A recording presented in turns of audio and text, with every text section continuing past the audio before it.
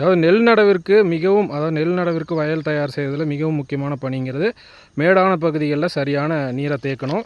இப்போ நேற்று இந்த வரப்பை அமைச்சு, இது கைவரப்பு அப்படின்னு சொல்லுவோம், ஒரு சிறிய அளவை வச்சு மேடான பகுதியில் தண்ணீரை தேக்கியிருக்கு. இப்போ பார்த்திங்கன்னா இந்த சேர் வந்து நல்லா இலகுவாக இருக்கும், ஏன்னா தண்ணியில் நல்லா ஊறி இருக்கும். அப்பொழுது இறுதி உழவும் மிகவும் எளிமையாக இருக்கும். இல்லை தண்ணீரை தேக்கலை அப்படின்னா இந்த மாதிரி மேடான பகுதியாக மாறி இருக்கும். இதில் இருக்கிற சேர் பார்த்திங்கன்னா ரொம்ப கடினமாக இருக்கும். இதை நம்ம உழவு செஞ்சு கொண்டு வரதுங்கிறது மிகவும் கடினம். அதனால தான் இந்த மாதிரி மேடான பகுதியில் தண்ணீரை தேக்கணும். இப்போ இந்த வயல்லையும் பார்த்திங்கன்னா இது மேடு, அது குழி. தண்ணி எல்லாமே பார்த்திங்கன்னா குழிக்கண்ட பகுதிக்கு போய் அப்படி இப்படி கீழ் வயலுக்கு போகும். அதை தடுக்கிறதுக்கு என்ன பண்ணணும்னா இங்கேருந்து ஒரு குறுக்கு வரப்பு இதே போன்ற ஒரு கைவரப்பு வந்து வைக்கணும். அப்படி இல்லை அப்படின்னா நல்லா தண்ணி விட்டு இந்த மேட்டையும் அந்த குழிக்கு கொண்டு போய் இந்த வயல் முழுவதும் சமமாக தண்ணீர் நிற்கிற மாதிரி பண்ணணும். அப்போ தான் களைகளையும் கட்டுப்படுத்தலாம், நெல் பயிருக்கும் சரியான அளவு தண்ணீர் கிடைக்கும்.